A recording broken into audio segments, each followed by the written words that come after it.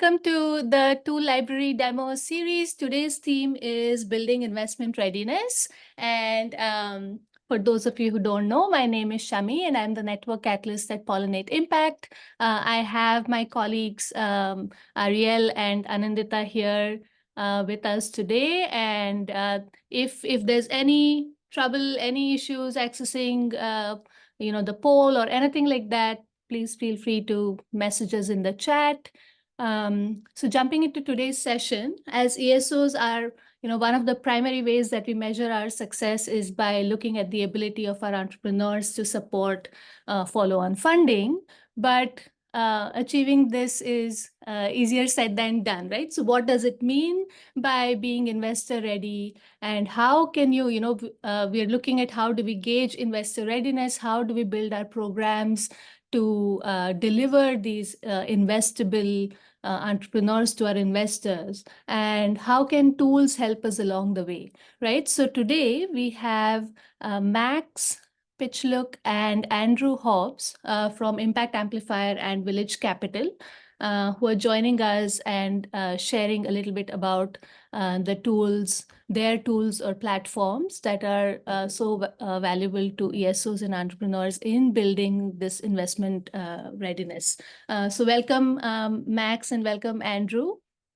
I'll just give a teaser, and Max and Andrew are going to jump in and give full details on each of their tools. But so Impact Amplifier's Impact OS is a digital platform which is backed by a very robust investment readiness curriculum. It helps ESOs and investors in implementing efficient, effective incubation and acceleration programs and building the investment readiness capability of the entrepreneurs, also while maintaining low costs.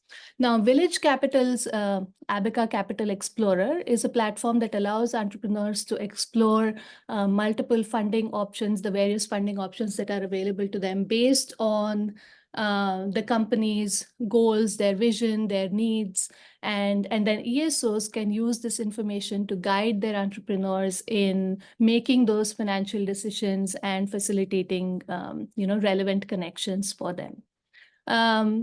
So I know with this, you're all very eager to jump into the session and get to know more about these tools and platforms. But, and do I see any familiar faces? I know you all know what's coming. There is something that's between you and the presentations, and which is our customary check-in. So let's start with the check-in. My colleague Anandita is going to be sharing the Menti chat link and code in the Zoom chat. So we are going to be using Menti polls today. You are either you can click the link in the chat, or you can go to a browser, type in menti.com and type in the code 3431093. Anandita, please, if you can help me put that in the chat. And also share your screen. Again, if you can go to a browser and type in menti.com and type the code 3431093, or else directly click the link in the chat. I invite Max and Andrew to participate as well. All right, so let's start. The first one is fairly simple. Where are you joining us from? Just a city, a country, something, a place that we can find on the map. And why we are asking this is, as Pollinate Impact, we are a member-led network of impact incubators and accelerators in the global south, with a geographic focus being Sub-Saharan Africa, Southeast Asia, and South Asia. And so we're just trying to see who's in the room. Where are you joining us from? I see Kenya, India, South Africa, Senegal, Uganda, Spain. Wow, that's a good mix. That's a good mix. All right, so just keep responding. We'll move on in the interest of time. Anandita, if you could please move us to the next slide. This next question is helping us understand who's in the room again, right? What kind of an organization are you? Are you an incubator or an accelerator, or are you an investor, an entrepreneur, academic institution, right? And if you identify as other, then please, help us put it in the chat so we know what type we are missing in this poll. And then to tie it back to Pollinate Impact, our membership focus is incubators and accelerators, but all these other types of organizations, whether it is academic institutions or researchers or investors, funders, they are all our partners and allies in what we've set out to do. Wonderful. So what's the poll looking like? Very high incubator accelerator presence. That's awesome. I think that's wonderful for the session that we have today. It is ESO focused. All right. So let's move on to the next one. The questions will be available for you to answer. If you've just joined in, please go to menti.com and type in the code 3431093 or directly click the link in the chat. This particular check-in question is to understand what are some of the practices or processes, or it could even be, how you're measuring, right? What metrics you're using to measure, how have you strengthened your investment readiness program? And here, this is kind of getting now into the topic at hand. And so these responses are kind of giving Andrew and Max like an understanding or a level set on where our participants are coming from today. What are some of your challenges? What are some things that you've already implemented? And that kind of helps them in their presentation to kind of tie it down with the tools that they're about to present. So I see, and I invite Max and Andrew, if there's any initial thoughts or if there's anything interesting that's jumping out of these two check-in questions to jump in and make any comments. So I see team, experience team. So team, that looks to be, so the people or the team looks to be the big one. Matching, patience, all good ones. All right, keep them coming, keep them coming. I just am looking at time and I'm wondering if maybe we can move on. We have networks, yes, very, very important. All right, so let's move on. Templates and case studies. Ooh, that's very interesting. Market research. Lovely. So let's move on to the last and final check-in question. I promise. After this, you're going into the demo. So here we're looking at some of the top challenges that you're facing in delivering your investment readiness program, right? And we to make it a little simpler, we have a list of options. So pick the top two, and I hope you're able to do that. If not, let me know. And if your top challenges are none of these, please feel free to put your challenges in the chat. That's totally fine. Yeah, so looks like it's an even split as of now. Let's wait for some more votes to come on. And I'll take this opportunity to invite Max and Andrew to please introduce yourselves. And if you have any, again, initial remarks on what you're seeing on your screen. So let's start with Andrew first and then Max. And then Max, when you, after you introduce yourself, the floor is yours for you to give us a demo of Impact OS. So welcome, Andrew. Hey everyone, so I'm Andrew Hoggs. I work at Village Capital, where I've been for almost 10 years now.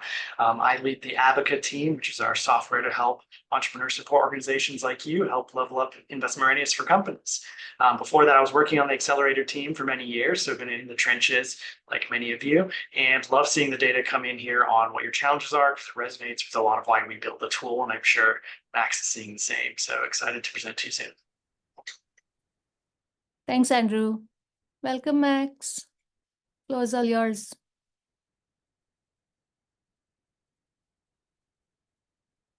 Anita, can we stop sharing the screen, please?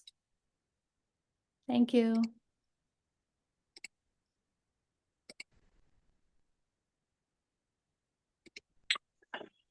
All right. So thank you, Team Pollinate.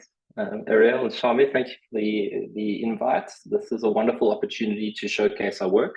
My name is Max Pischlik. I am South African born and bred. I co-founded Impact Amplifier in 2011, but I've been doing acceleration with a previous company since about 2006, 2007.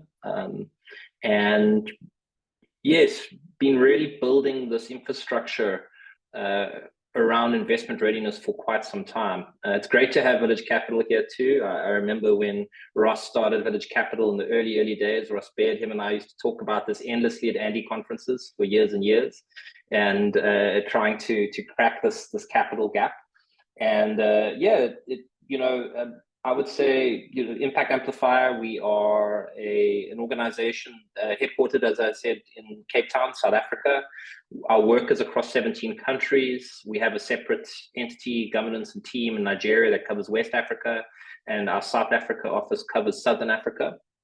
And the primacy of our work is really trying to get, and the core of our work is trying to get these entrepreneurs at their early stages ready for capital and helping them access capital. And I think since I've started and been in this business, and every ecosystem report I've ever read, it's always very, very clear that actually facilitating capital into early stage companies is tremendously difficult for all of us. And it's not just one thing. It presents a tremendous, what we call adaptive challenge, being that there are so many, there's a multitude of issues that need to be solved. And coming into this arena very naive and very young, probably in my mid to late 20s, in the mid 2000s, it presented a challenge that the business model to make this actually work was really, really difficult. The organization started with doing one-on-one advisory work. We moved to group acceleration. And this is where the foundation for what I'm going to be presenting today on Impact R started, is that from about 2012, we started very early on doing virtual acceleration work, meaning that we were not only having in-class education, but very much blended education with a combination of face-to-face and technology-driven. And what we realized is that we were developing tools where there were no tools, and those tools have taken us 10, 11 years to develop. From about 2015, 2016, we started providing our tools to other accelerators in a whole number of different ways. And about 2 years ago, we launched Impact Us, which fundamentally was there to take the experiences that we've had at Impact Amplifier and wrap all the technologies and services to help both funders and ESOs rapidly build investment readiness programs that are highly impactful for them. Some of the problems we faced in this that we tried to crack is realizing that, you can spend a lot of time with entrepreneurs with very little outcomes. And ultimately the outcomes you want are these entrepreneurs being able to access rounds of money, grow and become successful. When we started this, we realized very, very quickly that, we weren't in a McKinsey type environment where we could charge high fees. We had to get very experienced teams at probably costs that are far lower on the continent. I laugh with my friends because if you're an ESO headquartered in Africa, you also get the African rate. If you've got a client who's in the global north, you can't yield the same rates as the actors who are based in the global north. So we really have to be efficient with our resourcing. And so what we developed is a set of tools. Impact Os is primarily 3 tools. It's really there to help ESOs build investment readiness capacity into their organizations. It's a combination of online curriculum that's highly customizable to the country, the language, the sector that they operate in. So although we have one investment readiness curriculum, we actually have a Pan-African version, a South African version, a Nigerian version, ones in other multiple currencies, local examples. We have sector-based ones in the green economy. And really what we're able to do is work with ESOs to firstly put down the online curriculum that's customized to the needs to help get cohorts ready for capital in the most efficient way. And then what we use is we work with those teams, train them, mentor them, and fill any deal gap experience that they might have on the ground to help them get success. So on the one side of Impact Os, which I'll demo for you very, very shortly, what we have is white labeled online curriculum. We can brand the solution in all of our clients and partners' brands. We can adapt it. So that's one solution. And they get their own version that our clients roll out in multiple countries. We've rolled this out, must be 17, 18 times now. We've got about 900 users on the system, and it grows in really interesting ways for ESOs. The second system besides online curriculum is we've baked in and built into the online learning is data collection and M&E systems for incubators and accelerators. So whether you're wanting to be GALI compliant, or you've got a framework you want to achieve, or you want to adapt our standard framework, we've actually pulled in a data collection system where the entrepreneurs, as they're going through their programs, as they're going through their module and coursework, they can fill in the data, you can collect it. And we also collect data on the mentors. So what we're monitoring is not only the success of the entrepreneurs, but if you're using a pool of mentors, either your own employees or external consultants, we're able to bake in the effectiveness and the measurement of those mentors. And then lastly, because our programs are digitally, virtually focused, and sometimes we could have a capacity program or an accelerator program with 50 entrepreneurs or 80 entrepreneurs joining, sometimes with a combination of group mentorship, sometimes with one-on-one.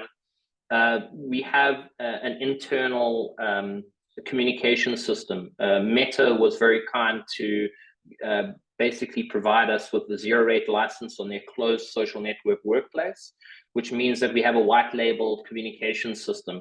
And then the integration between the online learning, the communication and the community, and the data collection system makes up the whole of Impact Os. There is a very exciting use case too for funders.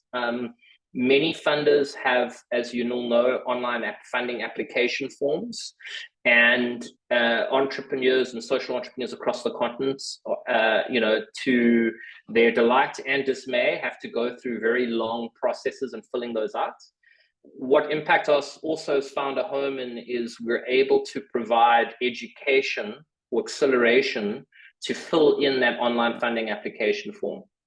So if a funder has 18 different questions and they want to help the founders, help them frame what the answers for those questions in a particular way. So, if they're asking what problem are they solving, and we can actually provide or integrate education alongside the application form. So that's been actually quite powerful, because what that's done to funders is it's actually increased the quality of funding application forms going to donor funding. And that's rolling out quite nicely. So I'll jump to the actual demo. The cornerstone of the system, if all of you can see my screen, is a back end that has very powerful metrics and ways of measuring user access and course access to different courses. So what we've done is taken off-the-shelf software and we've applied some dev on top of that. And you can track all the courses that a user or an entrepreneur or a mentor either has through each coursework, and aggregate data and measure and monitor in quite sophisticated ways. So that measuring and monitoring function of the back end of our system that is rolled out to each ESO that we help train them on is a very powerful way of looking at how engaged your entrepreneurs are, how engaged your mentors are too as well. Are they providing homework on time? Are they submitting it are they uploading it in the correct places? Are we seeing everything done on a timely basis? A lot of that is done within the system.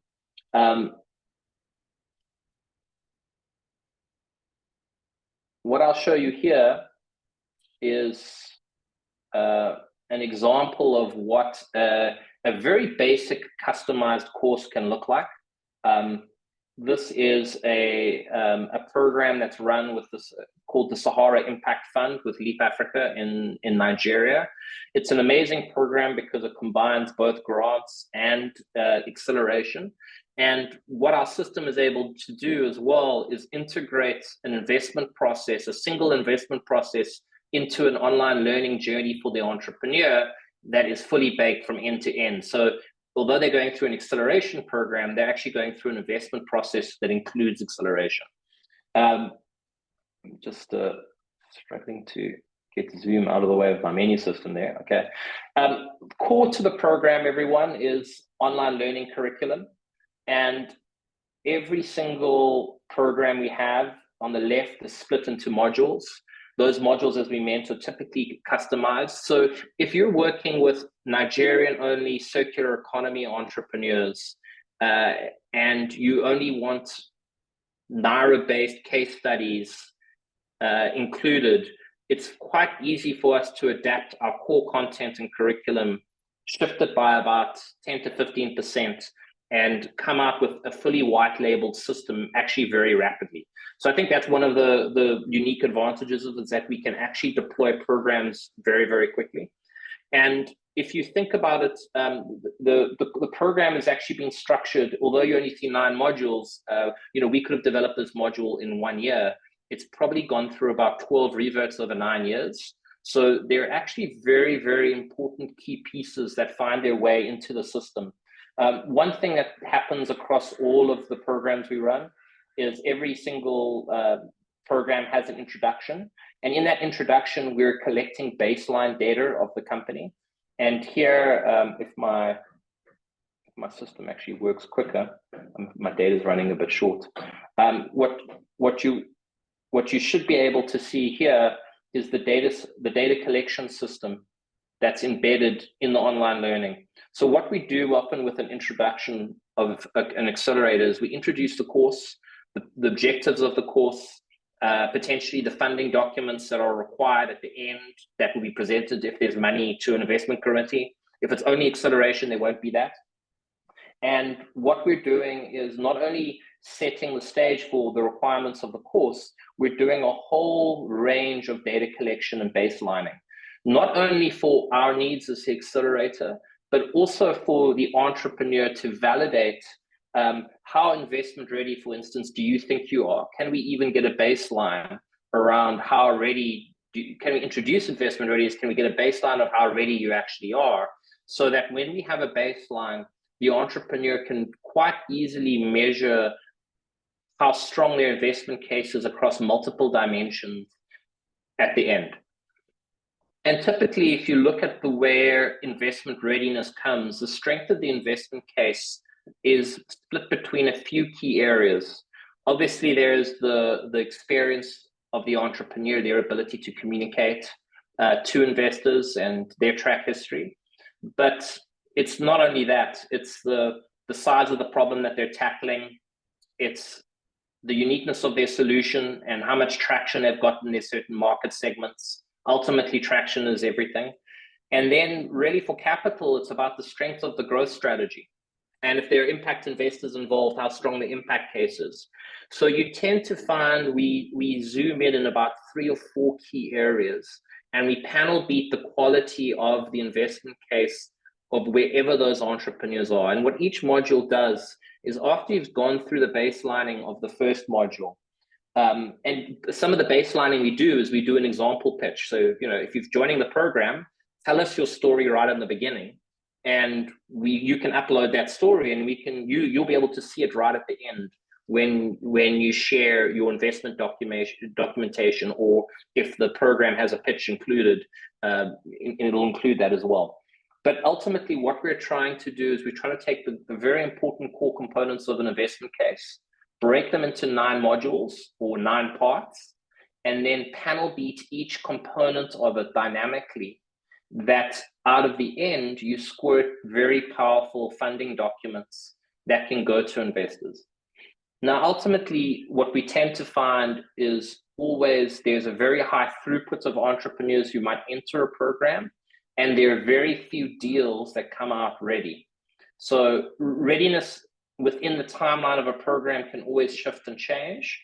But typically, if an entrepreneur goes through this powerful online learning, if they've got an experienced mentor one-on-one that helps them go through each of the sections, if they come out of that with a strong investment case, and there's a strong transaction advisory team on the back end, and very strong deal relationships with investors, you can increase that throughput and success over time in our experience. So invariably, what entrepreneurs are doing is they're going through all 9 modules. They are working at the end of each module. They might, this one has an assignment submission. They'll submit assignments that will ping their mentors, and they will revert on those documents, complete them. And then what often happens is they might get halfway through the course curriculum and they realize, you know what, like, this business model is not going to work there, and we need to go through a significant pivot. And they actually have to go backwards in the course curriculum. So typically, we can stretch these programs anywhere from 2 months to about 6 or 7 months, depending on how thorough and how intense it is. It can take us 2.5, 3 days, sometimes half a day, to roll out a new program and adapt it for our ESO partners or funders. So we can do this actually fairly rapidly. And ultimately, at the end, what we have is a lot of data that is submitted. So you'll see on the back end, what we do is also use infrastructure like Airtable that we develop on top of and integrate with our learning management system, where you can collect the data and host the data. That data is obviously yours. And it's from the data outputs that we can do a whole range of analysis, and ultimately help you set up reporting to funders. So that's a demo on the course curriculum, the data collection, and then lastly, it's the community. It's a community system that we have. And Workplace by Meta is where all the cohort management is. And now this is probably used, I would say, 50% of the time, with a lot of the projects. Some have their own tools, so we're not specific on them. But really, what we're able to do is, sorry, we've got a lot of groups here. I can just pull. This is the old Sahara Impact Fund. So this is the original one from 2022. So this has 22 members involved. This is where a lot of the cohort management occurs. And I would say everyone that where your team lacks deal experience and all the tools, we're a really good partner. And I would say too that where we're moving with this is Impact Amplifier is going through quite a rigorous regulation process for a financial services license.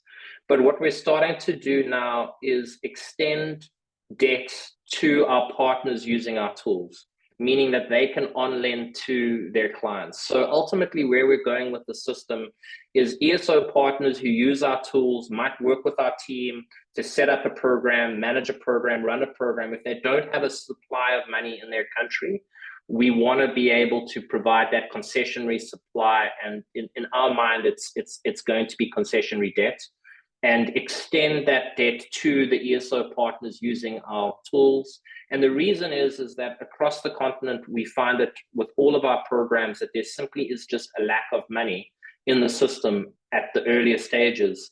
And if we can spend the next 10 years waiting around for someone else to fill it, it's consistently a gap. So in our mind, over the next 2 or 3 years, we're going to extend our pilots and build that infrastructure that if our partners are using our technology and tools and they come out with, let's say they've got a cohort of 15 and they come out with 3 deals in that year that look really strong and ready at that moment in time, that we'll also be able to help them and extend debt onto and support them and fund it.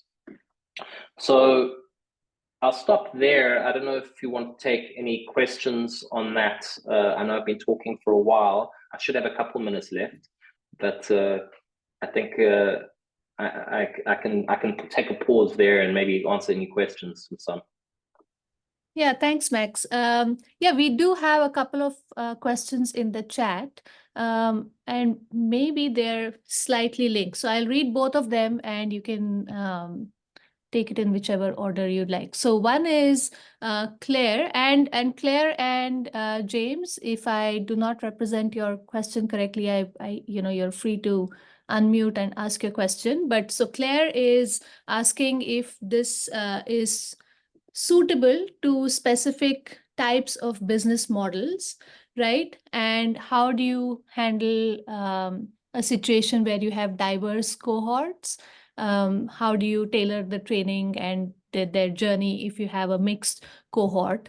And kind of related is also James' question where if you have, say, rural SMEs who do not have access to internet or electricity, then how do you, is this, can that be handled as part of this? And that leads to, can the course be implemented, partly in person, or is it all online, or is there a hybrid model for it? Okay, so hi Claire, I haven't chatted to you in a while. I know Claire. Yes, so on the type of business model, I'm assuming of the companies that join, we have a few ways of splitting them. One is we actually sometimes, we might run a program and entrepreneurs might go through 3 different learning journeys, and I'll explain why. Sometimes, and what's most appropriate is we often diversify them or split them from stage. So growth stage companies and very, very early stage companies who have got no product market fit often need very different learning journeys with very different outcomes. Sometimes the focus is actually a grant readiness, and we've got a grant readiness version of a course for a very, very early stage company versus taking an equity case. Sometimes it's the diversity on stage is more, yeah, the business model, the split is actually more about sector. So if you've got a lot of companies that are in the circular economy, we would not prefer to have a generic version of the course. We would split it by sector as well. So I would say we have a split by stage that we can take them on different learning journeys. One might be going towards commercialization and first revenue. One might be going towards grant readiness. The other one is actually seeking a commercial investment and going through the full process. If you're working on business model issues in ways that the company hasn't validated key aspects of their business model, they're going to come stuck doing the investment readiness course, because we're not there to deep dive and pivot business models. We're there to see the applicability and their readiness for money. But what are the outcomes is that if they go through an investment readiness course and their model does not make sense, there is no margin, there is no business model that's there, it'll come out very, very clearly, but they would need a different learning journey to pivot that. So yes, we can have multiple, we can have one cohort going through multiple learning journeys, split by geography, split by sector, split by stage. And that means that it makes it hard for us, but we're probably running 14 to 16 different versions of the course, depending on the use cases. Might be in one country, in Naira, Pan-Africa, in the circular economy. And we've just launched a French version as well. So the French version is our first Francophone French only. And we actually have a course where we've got a split between English speakers and French speakers now that we're looking at. So I hope that answers that question. So yeah, and to Claire's second part, the eligibility for grant versus angel and debt. I would say that it's a lot, because a lot of these companies are across the continent, some of them are not applicable for equity type funding, and there are grant-based sources. We tend to find that the best and most appropriate use is going through the grant readiness course. With regards to technology access, I would say it's interesting. We've got very, very rural access. And it hasn't been rural's been the problem. It's been more the level of income, education, sophistication of the business, of the entrepreneur, that's tailored whether they have access or don't have access. So we find that we've got very strong rural penetration in multiple African countries. But if you've got very rural micro entrepreneurs, sort of in primary based agriculture with a feature phone, no, you're absolutely right. It's not the right profile of business or entrepreneur for us. And I would say that our work is so technology is a barrier, but it is also one of the criteria.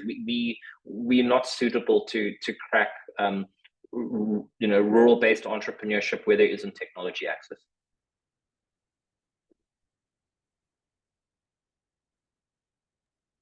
All right, thank you.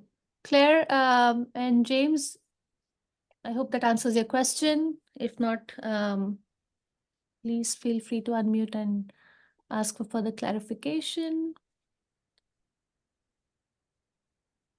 If there are no other questions for Max, we can have Andrew on stage then.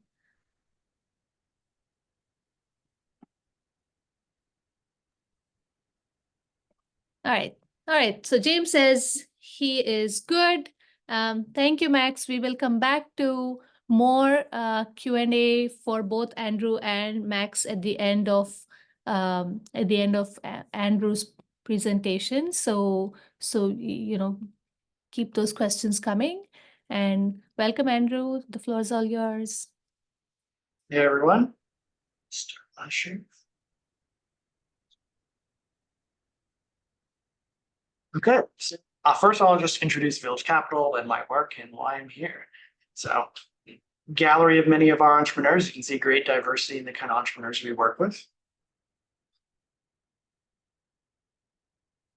So, Village Capital has been around since 2009, and today we're the largest organization in the world that is focused on growing, impact creating early stage startups. And to that, I would add really innovation driven companies looking for scalable businesses. We work in over 70 plus countries. We're in US, Latin America, Africa, MENA, South Asia, all over the place. We've accelerated over 1,600 entrepreneurs directly, and through Abaca worked with another 20,000. We've made over 150 plus direct investments from Village Capital, and we run over 150 accelerators in all sorts of industries. So our work is focused on innovations and those that address big global issues. We use the SDGs to guide our focus. So you're looking at things here like clean energy, climate action, poverty, affordable healthcare, affordable financial services, all these kind of things.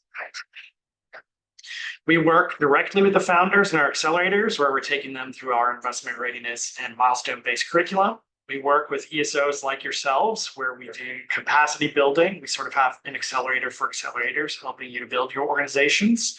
And we also offer tools like Abaca. We work with investors. We also offer tools and strategies to help them improve their pipeline and help them do more diverse and inclusive investing. And we work with capital providers, where we also structure and manage funds for them and investments. So some of the ways in which Village Capital is unique is we have a peer-selected investment model. We teach our entrepreneurs to think through the lens of an investor, and they make investment decisions on our behalf. So through our program, they learn all the different ways to assess investment readiness, and they use different software platform we have to rate each other, and we provide investments, grants, et cetera, to the companies who are operated out of the cohorts. On Abaca, it's our online platform for entrepreneurs to assess their investment readiness and find the kind of capital that's a good fit for them. Then we also do innovative financing. So we do a lot of work around models beyond VC and what's available to entrepreneurs now, which we'll also show you in the Capital Explorer and Abaca. And we do a lot on inclusive investing here, especially the gender lens investing toolkit, where we've done a lot of research to find what methods can investors adopt to help them have better outcomes in the portfolio for supporting women, and how can they make sure their process is inclusive. So some results of our work. On the left, you can see that it does yield much more inclusive outcomes. Massively more money is going to Black and Latinx founders, female-led companies, and outside of those hubs in the US of New York, San Francisco, Boston, et cetera. Over 90% of companies we support are outside those hubs. Here you can see the effectiveness of our milestone methodology. Companies who go through our accelerators raise 3 times more capital, earn 2.7 times more revenue, and create 1.4x more jobs. Our alumni have worked with over 40 million people, and then we have great survival rates in our portfolio. And so we've shown that the peer investment methodology selects companies who will grow and thrive. And thank you. I will take you now to see Abaca. So we've been running these accelerators for, like I said, over 10 years, almost 15 now. And what makes us different? What do we hear the most from entrepreneurs? It'll all be familiar to all of you that fundraising is one of the most frequently cited problems that entrepreneurs really hate and they struggle with. And we said, okay, but like, why is this such a frustrating process and what makes it so hard? And one of the things we saw was that entrepreneurs were consistently pursuing the wrong kinds of funding options available to them. That there's a wide spectrum of capital, even within venture capital, and then there's a lot of options beyond venture capital. What we saw was in the VC space, entrepreneurs were consistently going to too late stage investors and then hearing stuff like, hey, you're not a good fit, you're too early, et cetera, but not really learning about themselves, like why they weren't a good fit, and not really, therefore, changing their habits on who they were pitching to. So entrepreneurs were being really frustrated, spending a lot of time going after like big name investors they'd heard of online or on TV, and just getting all these no's. The other tragedy there is a lot of investors won't really look at you twice. So they were like burning a lot of bridges that if they went to those investors at the right time in their maturity, they would have a higher chance of getting. So we thought, okay, how do we help these entrepreneurs understand which are the right funding sources to be targeting right now? Because there is a ladder, there is a spectrum of capital. For every entrepreneur, there's something available. You just shouldn't be targeting the things that are too late. So we developed our venture investment readiness and awareness levels matrix that helps them analyze their business across 8 common categories of venture development. So you'll see it as things like team, the problem you're working on, your market opportunity, and so on, to gauge if they're at the angel stage, seed stage, Series A, et cetera. And therefore they can really target their fundraising asks better. We did this like, 7, 8 years ago now, and entrepreneurs were immediately like, this is awesome. I wish I had this. One entrepreneur told us, I spent like 1.5 years pursuing Series A funding and getting nowhere, just getting really negative responses. After taking the assessment, I realized I should be looking at seed funding, and I closed a seed round within 6 weeks. So it shows how it can get them the money they need faster and really reduce a lot of the friction and pain that entrepreneurs experience by directing their energies in the right place.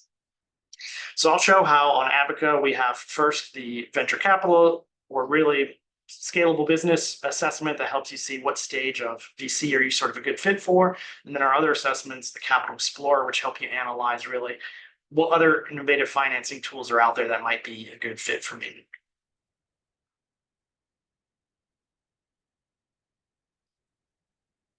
Share again.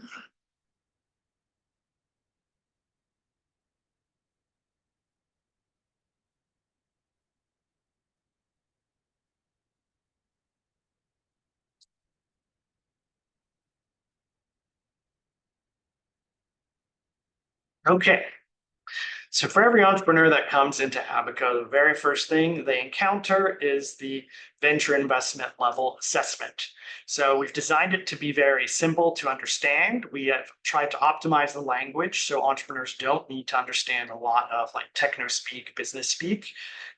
They should be able to understand it pretty easily, and they should be able to get through this initial quick assessment, usually in 8 to 12 minutes, to give them an initial understanding of where they think they are on this capital adventure.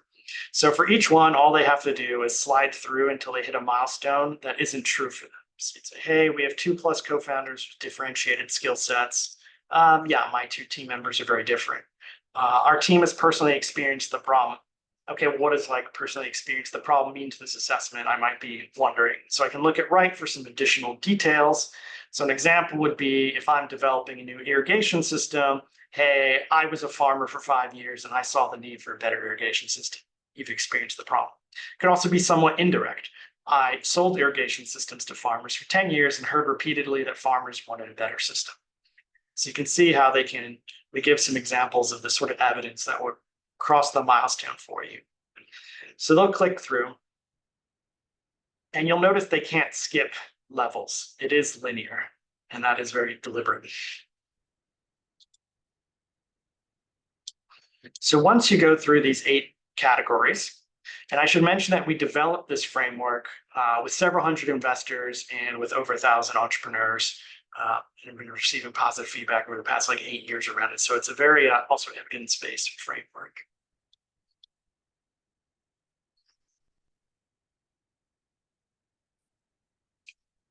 Can't tell me what my level is. I'm going to discard these updates since I already have a lot in the system.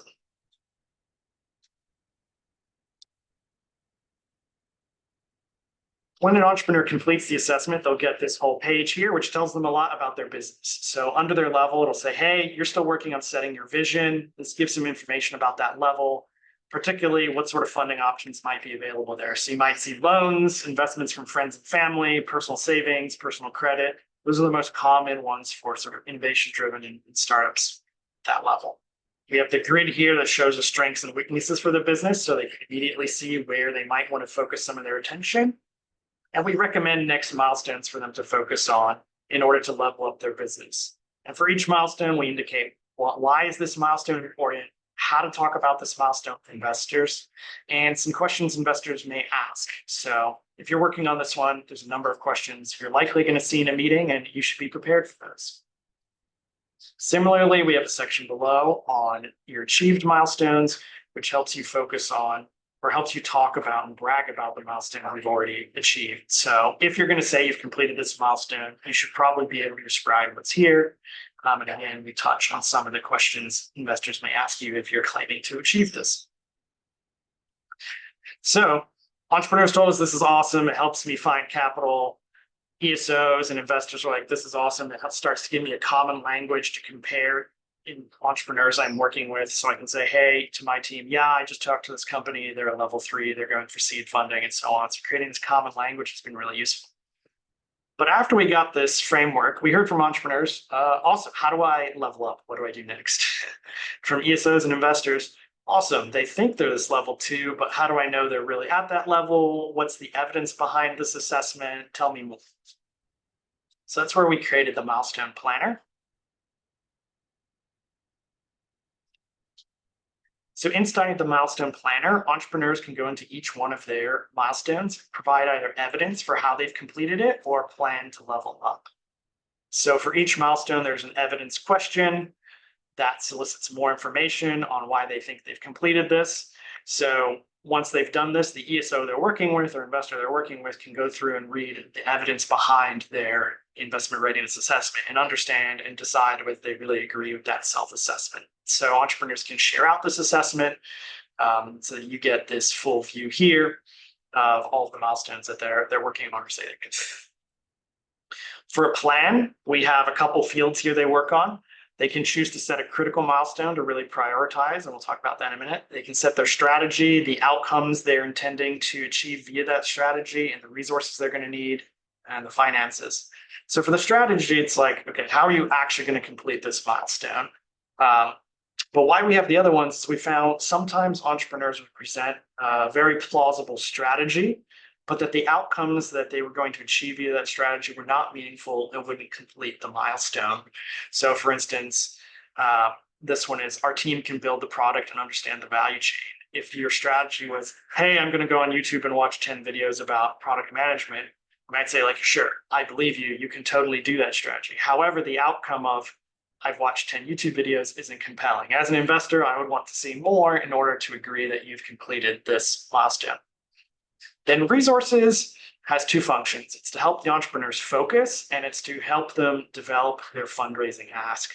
So entrepreneurs tend to go through here and go, okay, this is going to take like a month of my CEO's time. It's going to take 3 weeks of my sales team's time. That's a lot. As they start to do this for a number of milestones, they realize, okay, I can't do all of these at once. I should be focusing on 2 or 3. And that's when they can designate those critical milestones. Then finances, they can say, hey, this is going to cost me $30,000 to do X, Y, Z. When they go to ask a funder for funding, entrepreneurs often struggle with what are they going to use the money for? Now they can take their strategic plan and say, hey, here are the 3 things I'm going to accomplish that's going to get me to my next round of funding after you. And here's how much it's going to cost and how I'm going to use it. So this has been a really powerful tool with our entrepreneurs to help them have conversations with their mentors, with their accelerators around where they are now and validating that they're at the right level. Sometimes a mentor will push them back and be like, hey, that evidence isn't enough. You have to drop level. So it really helps them validate that they have a good understanding and self-awareness of their investment readiness, and that it helps them plan those next steps and really prioritize what they're working on. So this is really the core of the planning. The Village Capital curriculum, which has around 100 modules, is also organized around this. So it's our bread and butter. What I'll jump into next is the Capital Explorer. So this has leaned heavily into sort of the VC pathway. But we saw for entrepreneurs, the big problem of VC is not super available. And even for companies that are a good fit, very few will ever get it.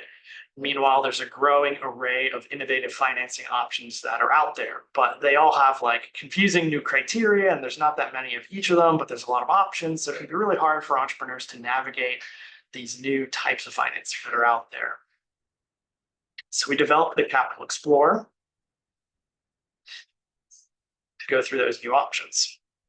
So it takes entrepreneurs through a series of 15 questions and compares them against 16 different funding mechanisms. So I'll just take off a few questions.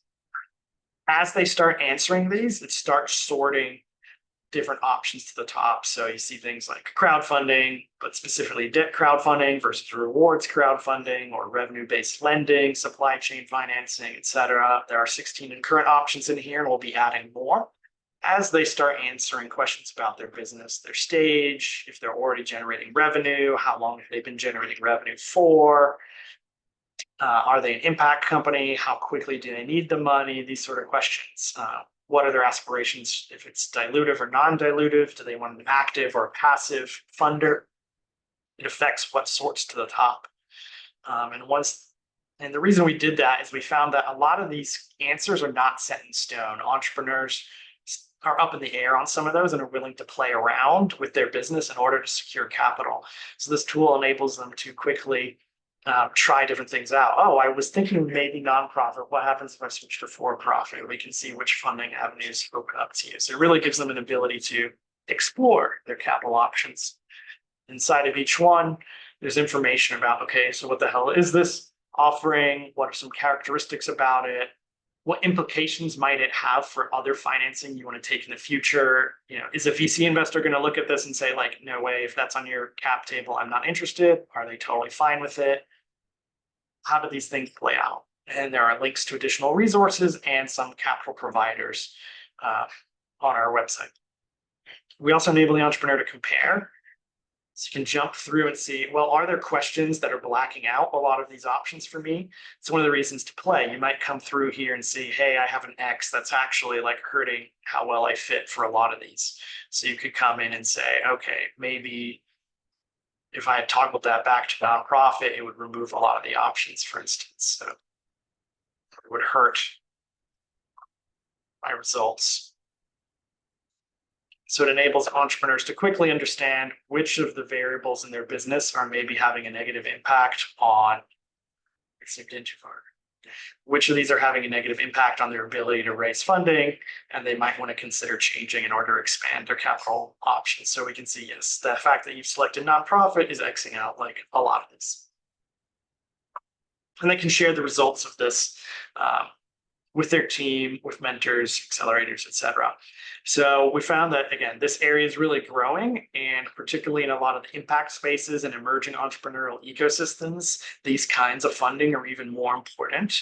So we're working to add more options in here, and we're also working on the supply side. So as we put out more research and as we work with more capital providers, we're looking to do what we can to increase the amount of options that are actually available to entrepreneurs around the world in these different categories.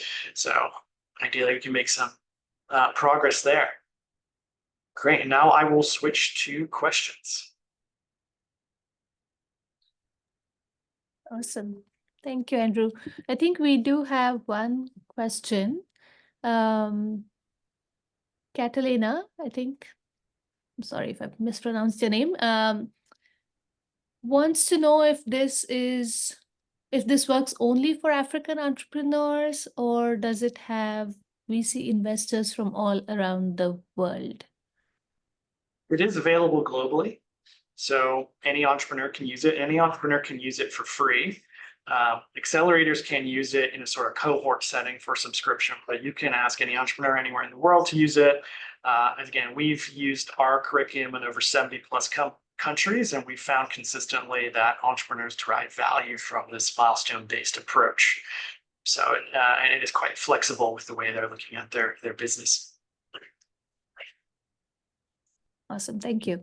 Yeah, and it's wonderful to also note that Claire mentions that they actually use the Abaca assessment, and they find it extremely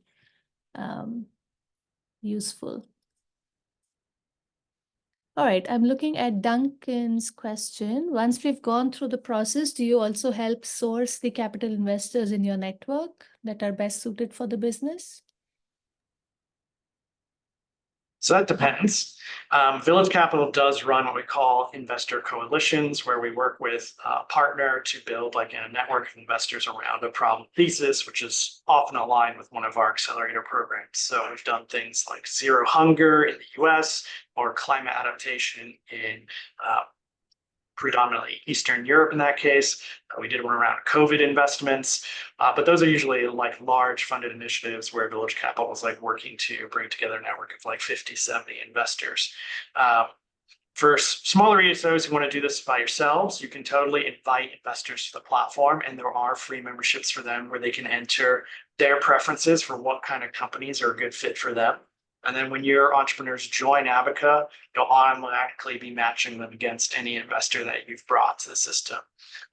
We don't put a lot of effort into doing that investor acquisition unless there's like a specific partner or program that we've been working with. So if you happen to be in one of the areas where we run a lot of like programs, you may be lucky. If not, we encourage you to invite your own. All right. Yeah, thank you. So maybe I'll add a question, and I don't know if you kind of partially answered it in your presentation.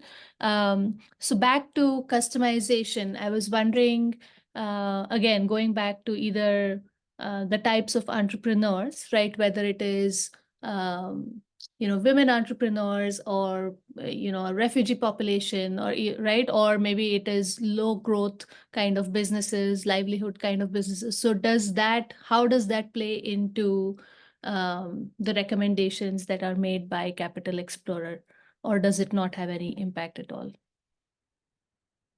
So on Capital Explorer, if you were like a low growth business, some of the questions are around your growth projections and the rate at which you tend to grow and how innovation driven are you and that sort of thing. So it would probably, yes, that would influence what's available to you.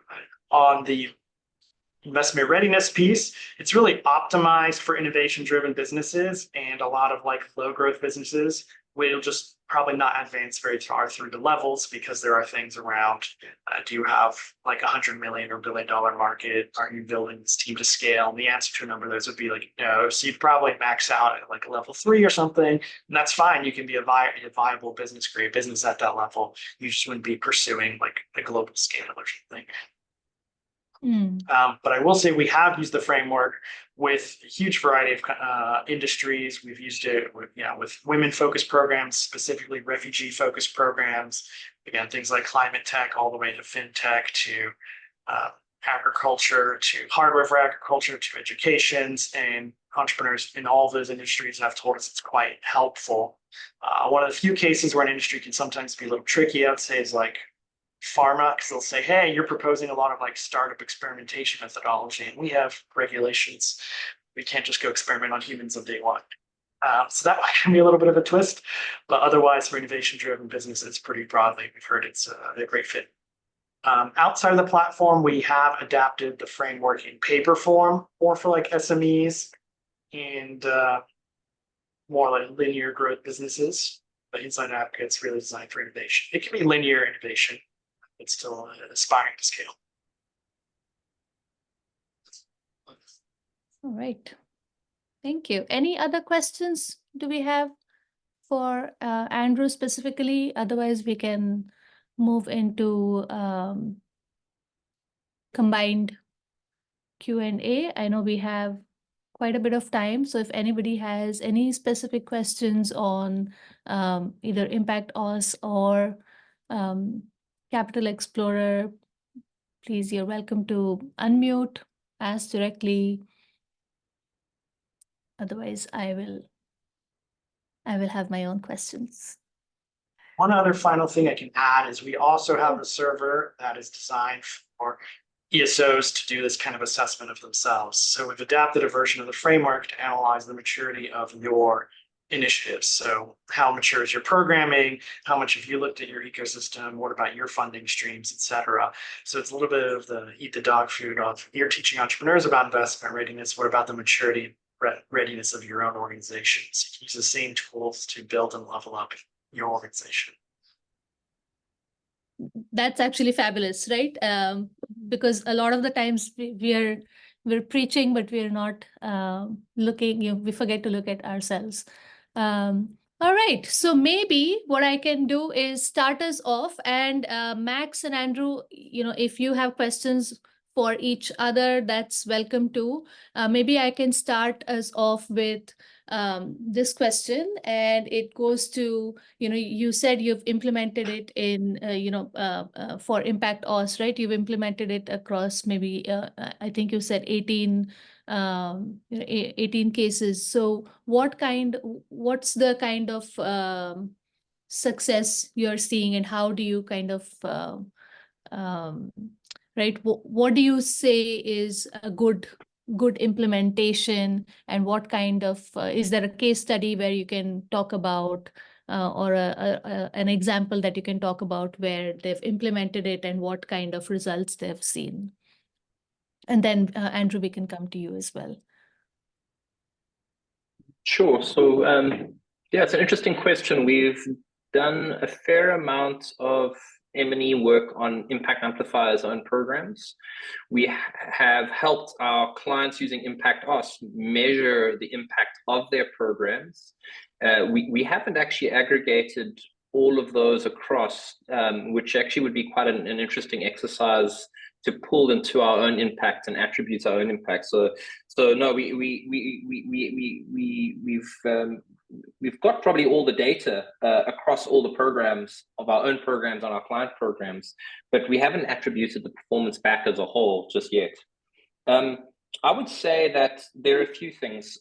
ESO performance is multidimensional, and its performance requires a number of tweaks across multiple areas of the business. And if, for instance, if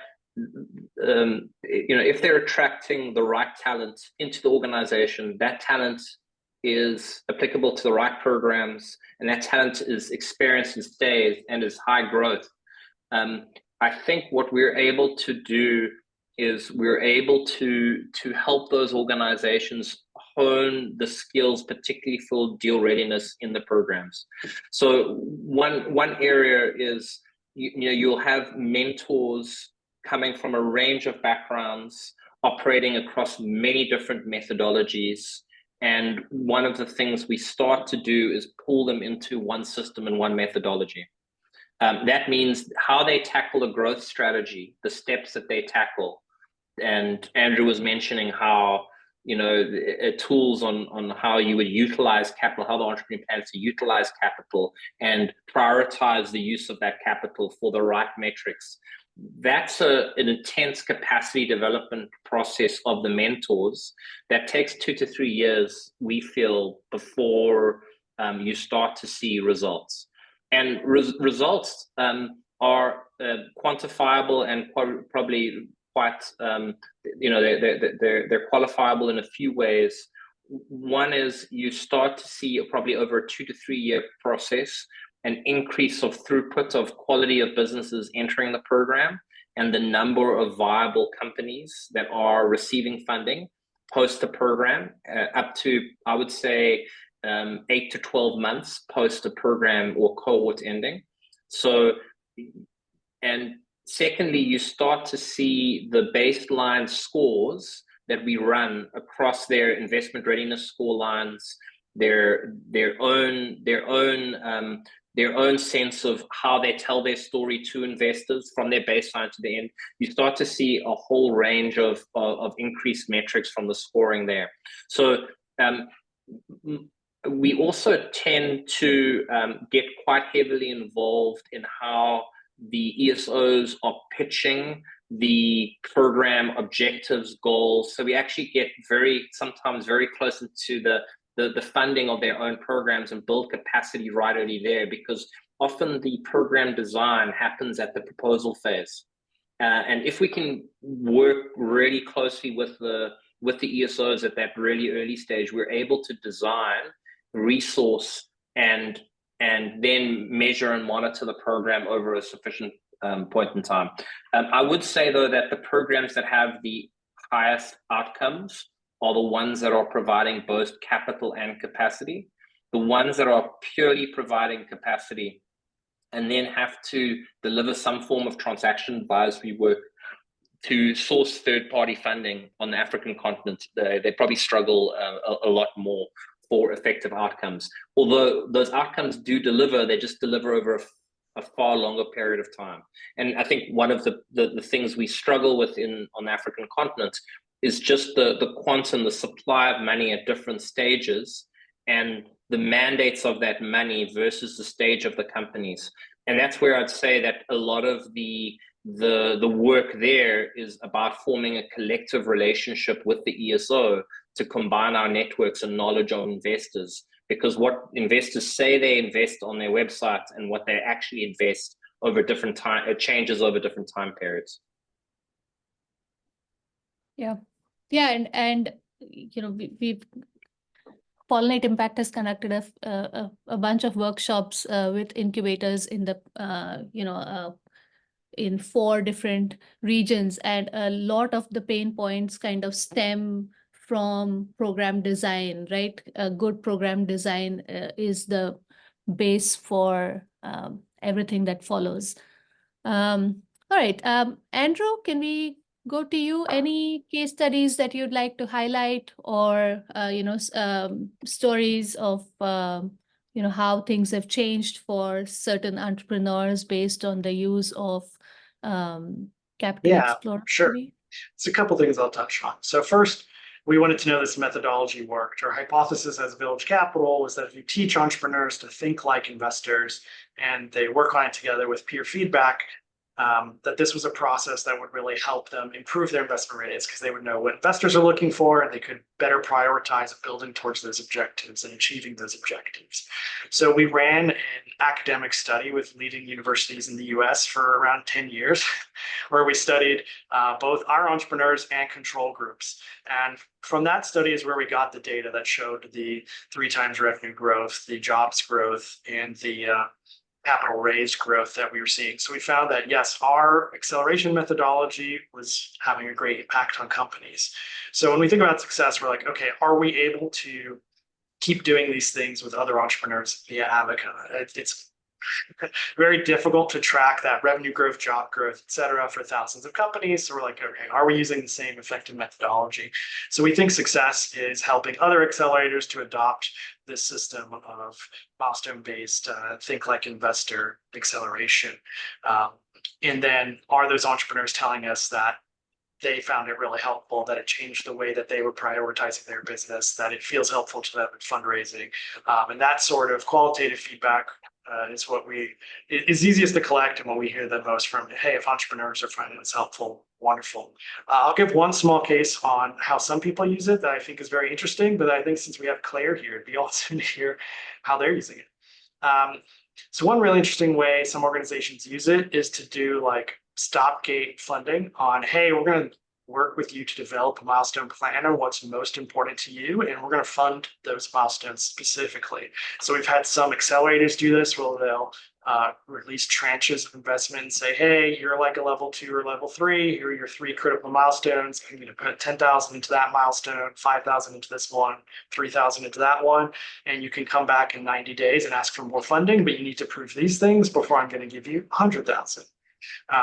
We've seen government institutions do the same thing. The Maine Technology Institute, which is the main innovation support agency in the US state of Maine, does this for every single startup in their state. So, and they also have a couple dozen, like he says, that they work with through it. So if a company wants to apply for grant funding in the state of Maine, they go through the assessment, develop a milestone plan with the state, learn what funding they're going to get for it, and then they have to track that process and come back and show they've completed it. But the most common use cases are definitely as an accelerator, helping entrepreneurs to understand where they're at currently and grow that company over time. So Claire uses it in one of the traditional ways. We'd love to hear from you. Yeah, sure. I'm happy to share. So we run a program called the Royal Academy of Engineering Africa Prize for Innovation.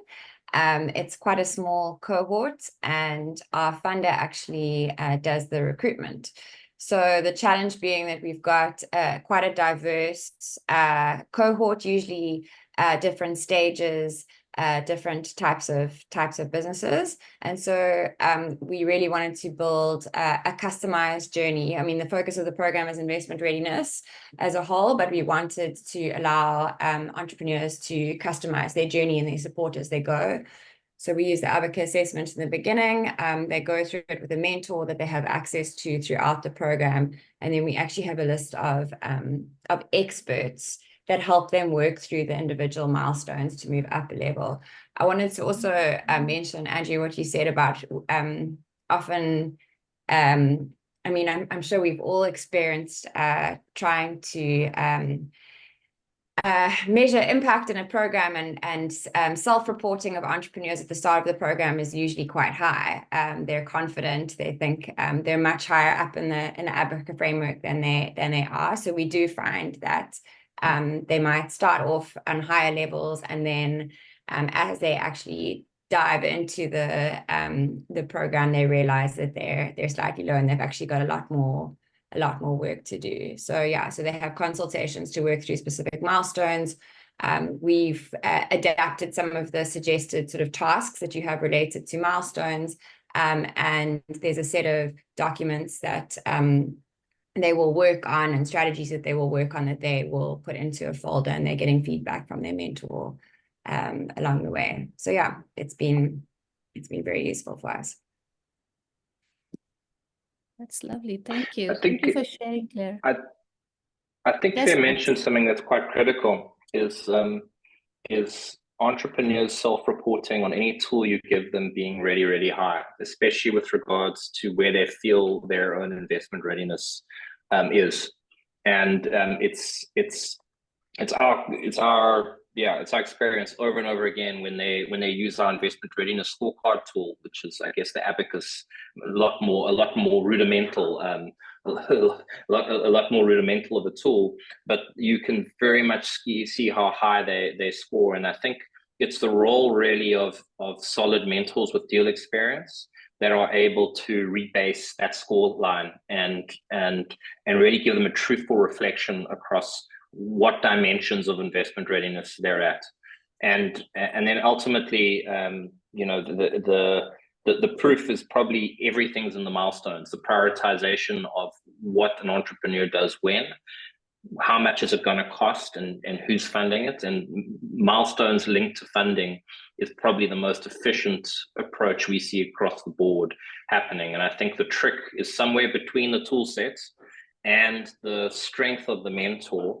to be able to prioritize those milestones, attach amounts of funding, and being able to really incrementally, in a de-risk way, see those milestones being funded. And it's always the case that entrepreneurs start with us and they say they need $1.5 million to do X, Y, and Z. But when they go through a process, they actually need $300,000 to do A, B, and X. And I think that should be some of the criteria for Accelerator's own success, is shifting that growth path with attached money for investment readiness. Yeah.